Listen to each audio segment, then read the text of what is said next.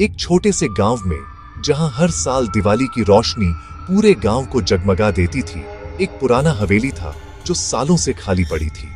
गांव वाले उस हवेली को काली हवेली कहते थे कि वहां एक काला जादूगर रहता था जो हर दिवाली की रात अपनी शक्तियों को और मजबूत करने के लिए आत्माओं को बुलाता था। कोई भी उस हवेली के पास रात में जाने की हिम्मत नहीं करता था। इस बार दिवाली की रात थी। गांव के कुछ नौजवान लड़के विकास, राहुल और सचिन शराब के नशे में हवेली के बारे में बात कर रहे थे। ये सब बकवास है, काला जादू वगैरह कुछ नहीं होता। चलो आज रात हवेली में घुसकर देखते हैं। राहुल और सचिन डर रहे थे, लेकिन दोस्तों के सामने हार मानना उन्हें गवारा नहीं था। आखिरकार तीनों ने हवेली जाने का फैसला किया। रात के 11 बजे जब गांव में पटाखों की आवाज और दियों की रोशनी फैली थी, तीनों हवेली के सामने पहुंचे। हवेली का दरवाजा पुराना और जर्जर था, जो हल्के से धक्के से ही खुल गया। अंदर घुप अंधेरा था और हवा में एक अजीब सी सड़ांध थी। विकास ने अपने मोबाइल की टॉर्च जलाई और आगे बढ़ा। अचानक उन्हें एक कमरे से हल्की सी रोशनी दिखी। जिज्ञासा ने उन्हें उस ओर खींच लिया। कमरे में एक पुराना मेज था जिस पर एक काला कपड़ा बिछा था।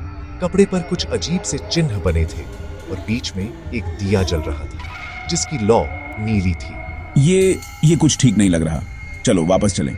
लेकिन विकास ने उसकी बात अनसुनी कर दी और मेज के पास गया। उसने देखा कि वहां एक पुरानी किताब पड़ी थी जिसके पन्ने पीले पड़ चुके थे। उसने किताब खोली और जैसे ही उसने पहला पन्ना पलटा, कमरे में ठंडी हवा का एक तेज झोंका आया। दिए की नीली लौ और तेज हो गई और कमरे में एक भयानक हंसी गूंजने लगी। विकास, ये क्या किया तूने? लेकिन विकास जैसे सम्मोहित हो चुका था। उसकी आंखें लाल हो गई थीं और वह अजीब सी भाषा में कुछ बड़बड़ाने लगा। अचानक हवेली के सभी दरवाजे और खिड़कियां अपने आप बंद हो गईं। हवा में एक काली छाया दिखाई दी जिसके चेहरे पर सिर्फ 2 चमकती हुई आंखें थीं। तुमने मेरी किताब खोली, अब तुम मेरे हो। सचिन और राहुल भागने की कोशिश करने लगे, लेकिन उनके पैर जैसे जमीन से चिपक गए थे। अब तुम भी मेरे साथ रहोगे, हमेशा के लिए। तभी बाहर गांव में मंदिर की घंटियां तेजी से बजने लगी। पुजारी ने सुना था कि काला जादूगर हर दिवाली की रात अपनी शक्ति बढ़ाने के लिए किसी को अपने जाल में फंसाता है। पुजारी ने हनुमान चालीसा का पाठ शुरू किया और हवेली के चारों ओर पवित्र जल छिड़का। कमरे में छाया चीखने लगी और नीली लौ धीरे धीरे बुझ गई। विकास की आंखें सामान्य हुईं और वह जमीन पर गिर पड़ा। सचिन और राहुल भी आजाद हो गए। पुजारी ने किताब को आग में जला दिया और हवेली को हमेशा के लिए सील कर दिया। उस रात के बाद विकास, राहुल और सचिन ने कभी उस हवेली की ओर मुंह नहीं किया।